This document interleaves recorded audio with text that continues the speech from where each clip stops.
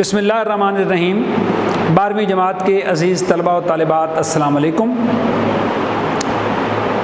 عزیز طلباء، میں پروفیسر طارق نعیم بدر، شعبہ اردو دا کنسیپٹ اکیڈمی اسلام آباد آپ سے مخاطب ہوں۔ عزیز طلباء و طالبات، ہم پچھلی لیکچرز کے دوران جواب شکوہ پڑھ چکے، نظم افسر نے بڑی تفصیل سے بات کی۔ آدھی ہم نے پچھلے لیکچر میں اس کی آدھی مشق کی تھی، کچھ مشق کے سوالات رہ گئے ہیں، تو میں نے مناسب نہیں سمجھا کہ میں اس کو وائنڈ اپ کر دوں ایسے ہی 5 منٹ میں۔ اس پہ الگ سے ایک لیکچر لینے کی واحد وجہ یہ ہے کہ آپ کو بات جو ہے وہ تفصیل سے اچھی طرح سے سمجھ آ جائے، کوئی چیز تشنا نہ رہ جائے، کوئی پیاس نہ رہ جائے۔ کہا نا کہ دم بدم گھٹتی ہوئی مہلت فانی کی قسم، دم بدم گھٹتی ہوئی مہلت فانی کی قسم، تشنگی بڑھتی ہی جاتی ہے پانی کی قسم، اس کا گھر راہ میں آئے تو وہیں رک جانا، دجلے درد تجھے تیری روانی کی قسم۔ تو تشنگی نہیں رہنی چاہیے، پیاس نہیں رہنی چاہیے۔ انشاءاللہ آج یہ جو مشق ہے یہ کریں گے ہم مکمل۔ یہ ایک بات واضح کر دوں کہ ہماری جتنی نظمیں ہیں ہمارے نصاب میں شامل، تفصیلی یا کہہ لیں تفصیل ترین، جس میں ہمیں ایک لمبی بحث کرنی پڑی، وہ یہ واحد نظم ہے۔ باقی بھی نظمیں طویل ہیں لیکن وہ انشاءاللہ اس پہ میں اتنا وقت نہیں لگے گا۔ تو سبق کی طرف آتے ہیں۔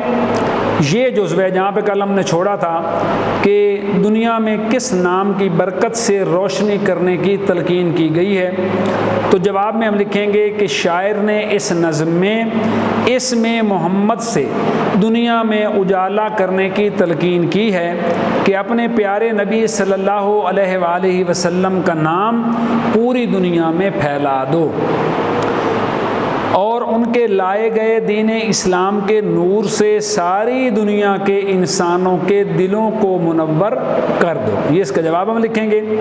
سوال نمبر 2 ہے کہ درج ذیل پر اعراب لگائیں۔ یہ میں بورڈ پہ لکھوں گا، اس کی وجہ یہ ہے کہ میں مناسب سمجھتا ہوں کہ اعراب لگانے کا بیٹا مقصد یہ ہوتا ہے کہ آپ کو الفاظ کی ادائیگی میں آسانی ہو، درستگی کے ساتھ آپ الفاظ کی ادائیگی کر سکیں۔ تو لفظ ہے پہلا منفعت، مصلحت، رمضان، اسرار اور سفر۔ پہلے میں لفظ لکھوں گا منفعت،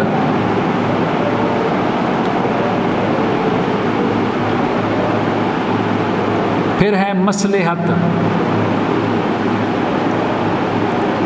پھر ہے رمضان، اسرار اور سفر۔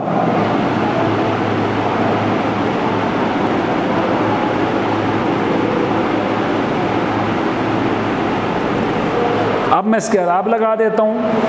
منفعت، منفعت، مصلحت، رمضان، اسرار اور سفر۔ یہ جو چیزیں بیٹا میں بورڈ پہ لکھتا ہوں، بلکہ ساری کی ساری مشق جو میں نے کل پڑھ کے سنائی یا بات چیت ہم نے کی، وہ ساری کی ساری آپ نے نوٹ بک پہ لکھنی ہے۔ نوٹس ہم نے تیار کرنے ہیں۔ جتنے لیکچر میں دیتا ہوں الفاظ کے معنی لازمی لکھا کریں نوٹ بک پہ، مشق لازمی لکھا کریں۔ جتنے نکات حوالہ جات میں دیتا ہوں وہ سارے بھی آپ نوٹ بک پہ لکھا کریں۔ اس کا فائدہ یہ ہوگا کہ آپ جب امتحان کی تیاری کر رہے ہوں گے تو آپ کے پاس یہ نوٹس مکمل طور پہ تیار ہو چکے ہوں گے۔ سوال نمبر 3 ہے، کلام میں 2 چیزوں کا ذکر کر کے دونوں میں فرق بتانے کو صنعت تفریق کہتے ہیں۔ فرسٹ ایئر میں ہم پڑھ چکے ہیں، انشاءاللہ سیکنڈ ایئر میں ساری صنعتیں آپ کو دوبارہ سے ریوائز کرواؤں گا۔ انشاءاللہ آگے چلیں گے، میں چاہ رہا ہوں کچھ سبق ہم پڑھ لیں، اس کے بعد میں صنعتیں آپ کو دوبارہ سے ساری لیکچرز کے دوران مختلف کے دوران میں آپ کو دوبارہ سے بورڈ پہ سمجھا دوں گا۔ کلام میں 2 چیزوں کا ذکر کر کے دونوں میں فرق بتانے کو صنعت تفریق کہتے ہیں۔ اس کے 2-3 شعر ہیں، مثال وہ کہتے ہیں اس کی مثالیں دیں، تو میں 2-3 شعر پڑھ دیتا ہوں، آپ کو سمجھ آ جائے گی، آپ سن لیں، آپ لکھ لیں اپنے پاس۔ ناز ہے طاقت گفتار پہ انسانوں کو، اب اپنی بات کرنے پہ انسانوں کو بڑا ناز ہے کہ میں بڑا باتونی ہوں، میں بڑا سمجھدار ہوں، میں بڑا عقلمند ہوں۔ بات کرنے کا سلیقہ نہیں نادانوں کو، تفریق کر دی کہ یہ تو نادان لوگ ہیں، ان کو بات کرنے کی تمیز ہی نہیں ہے کہ اللہ تعالیٰ کے ساتھ بات کس طرح کر رہے ہیں۔ یعنی یہاں پہ پہلے مصرے میں اور دوسرے میں تفریق کر دی گئی ہے، سمجھا دیا گیا ہے کہ یہ بات جو ہے یہ ایک دوسرے سے مختلف ہے۔ آپ کی جو جواب شکوہ نظم ہے اس میں سے یہ شعر لیا ہے میں نے۔ دوسرا شعر سن لیں۔ بت شکن اٹھ گئے باقی جو رہیں بت گر ہیں، تھا براہیم پدر اور پسر آزر ہیں۔ یہاں بھی تفریق ہے کہ بت توڑنے والے اٹھ گئے۔ محمود غزنوی کے حوالے سے یہ بات چیت ہے کہ بت توڑنے والے دنیا سے رخصت ہو گئے، اب تو بت بنانے والے باقی رہ گئے ہیں، بتوں کی پوجا کرنے والے لوگ باقی رہ گئے ہیں۔ یہاں بھی تفریق بتائی ہے، بت توڑنے والے کون تھے اور بت بنانے والے کون سے ہیں، ان دونوں میں تفریق کی ہے۔ پھر کہا تھے تو آبا وہ تمہارے ہی مگر تم کیا ہو۔ یہاں پھر تفریق ہے کہ تمہارے باپ دادا کیا تھے اور تم نے کیا کیا، تم میں اور ان میں فرق ہے۔ ہاتھ پر ہاتھ درے منتظر فردا ہو، تم تو کل آنے والے کل کا انتظار کر رہے ہو، تم تو ہاتھ پہ ہاتھ رکھ کے بیٹھے ہو۔ تم میں اور ان میں، تمہارے اسلاف میں، تمہارے آباء و اجداد میں، تمہارے بڑوں میں، تمہارے بزرگوں میں بڑا فرق ہے۔ سوال نمبر 4، درست الفاظ چن کر خالی جگہ پر کریں۔ جواب شکوہ دراصل اقبال کی ایک نظم خالی جگہ کا جواب ہے۔ آپشن دیے گئے ہیں ساکی نامہ، خضر راہ، شکوہ اور طلوع اسلام۔ تو اس کا درست جواب ہے شکوہ۔ تو جملہ ہو جائے گا جواب شکوہ دراصل اقبال کی ایک نظم شکوہ کا جواب ہے۔ دوسرا جملہ ہے قدسی الاصل ہے خالی جگہ پہ نظر رکھتی ہے۔ آپشن ہے دولت، ثروت، رفعت یا قدرت۔ تو اس کا درست جواب ہے رفعت۔ جملہ ہو جائے گا قدسی الاصل ہے رفعت پہ نظر رکھتی ہے۔ جیم جزم، بات کرنے کا سلیقہ نہیں خالی جگہ کو۔ آپشن ہے انسانوں، نادانوں، دیوانوں اور حیوانوں۔ درست جواب ہوگا بات کرنے کا سلیقہ نہیں نادانوں کو۔ تو یہاں آ جائے گا نادانوں، جملہ مکمل، مصرع مکمل ہو جائے گا آپ کا۔ عشق والے جسے کہتے ہیں خالی جگہ دنیا، ہلالی، سوالی، خیالی اور جلالی۔ آپشن ہے یہ آخری جو بند ہے یہ آپ کی سلیبس کا یا نصاب کا حصہ نہیں ہے۔ بتا دیتا ہوں عشق والے جسے کہتے ہیں خیالی دنیا۔ تو یہاں خیالی آئے گا تو آپ کا مصرع مکمل ہو جائے گا۔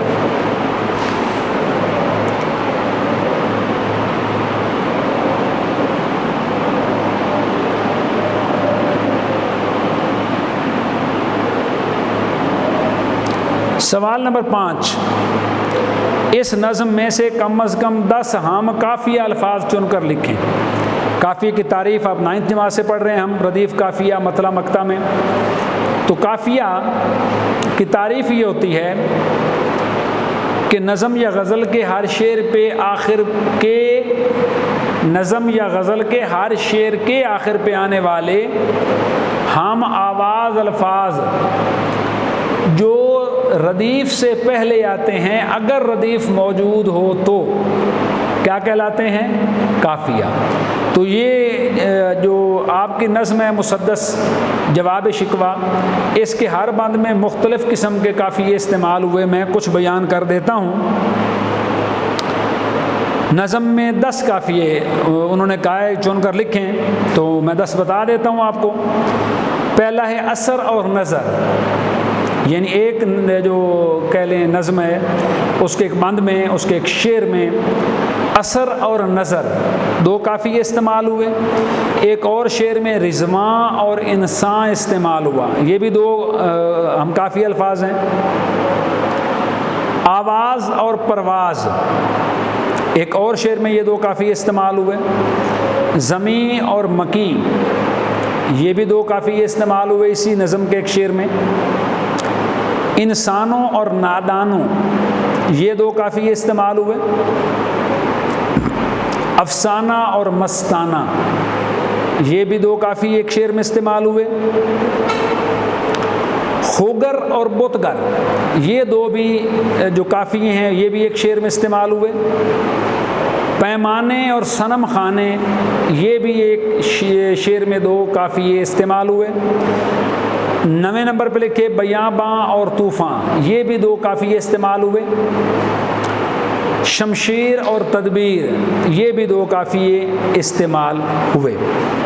سوال نمبر 6 اور یہ آخری سوال ہے کہ اس نظم میں جو فارسی تراکیب استعمال ہوئیں ان میں سے کم از کم 10 تراکیب لکھیں۔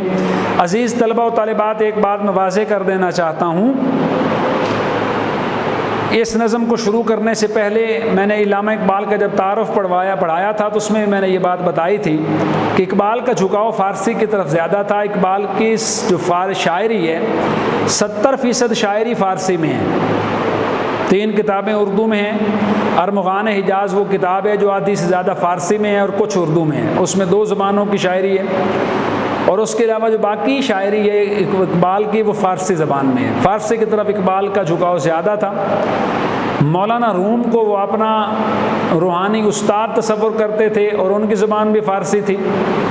اپنے استاد سے لگاؤ اور محبت کی وجہ سے آپ نے فارسی سے دل لگایا، آپ کو فارسی پسند تھی، اور جس زمانے میں اقبال زندہ تھے، جس زمانے میں، اس زمانے میں فارسی لاگو تھی، فارسی مسلمانوں کی زبان سمجھی جاتی تھی۔ اس وجہ سے بھی چونکہ اقبال سچے عاشق رسول تھے تو اقبال کا لگاؤ فارسی کے ساتھ بہت زیادہ تھا، اس لیے انہوں نے اپنی جو شاعری ہے اس میں بہت ساری تراکیب جو ہیں وہ فارسی زبان کی استعمال کی ہیں، اور اس میں بھی جو نظم ہم پڑھ رہے ہیں جواب شکوہ، اس میں بھی بہت ساری تراکیب جو ہیں وہ اقبال نے فارسی کی شامل کی ہیں۔ یہاں میں کچھ کا ذکر کر دیتا ہوں، یہ آپ کا آخری سوال ہے۔ فارسی تراکیب جو نظم میں استعمال ہوئیں وہ آپ لوگ لکھ لیں، میں چند بیان کر دیتا ہوں۔ پہلی ترکیب ہے فتنہ گر، یہ فارسی ترکیب ہے، فتنہ پھیلانے والا، لڑائیاں جھگڑے کروانے والا۔ دوسرا لفظ ہے پیر گردوں، پیر بوڑھا، گردوں آسمان، پرانا بوڑھا آسمان۔ تنگ و تاز، تنگ و تاز کہتے ہیں بھاگ دوڑ کو، سوچ بچار کو، یہ بھی فارسی ترکیب ہے۔ سکان زمین، سکان مسکن سے ہے، سکون کی جگہ، مسکن مراد زمین پہ رہنے والے یعنی انسان۔ پھر لفظ ہے رموز کم، یہ بھی فارسی ترکیب ہے۔ طاقت گفتار، گفتار بات کرنے کو کہتے ہیں تو بات کرنے کی طاقت، یہ بھی فارسی ترکیب ہے۔ اشک بیتاب، اشک آنسوؤں کو کہتے ہیں، بیتاب نکلنے کو تیار، تو اشک بیتاب بھی فارسی ترکیب ہے۔ دل خوگر، ڈھونڈنے والا، تلاش کرنے والا دل، یہ بھی فارسی ترکیب ہے۔ اور پسر آذر، آذر کا بیٹا، فارسی ترکیب ہے، حضرت ابراہیم علیہ السلام کے بارے میں ہے۔ اور آخری ہے عصر نو، عصر سے مراد یہاں پہ زمانہ ہے، نو کے معنی نیا۔ یہ سارے کے سارے فارسی زبان کے الفاظ ہیں، اور یہ چند تراکیب میں نے آپ کو جو بیان کی جواب شکوہ سے، یہ اقبال کی نظم جواب شکوہ میں شامل ہیں۔ تو یہاں پہ ہوتی ہے عزیز طلبہ و طالبات آپ کی آج کی مشق مکمل۔ انشاءاللہ اگلے لیکچر میں ہم ایک نئے سبق کے ساتھ ملتے ہیں، تب تک کے لیے اجازت دیں۔ بہت شکریہ، اللہ نگہبان۔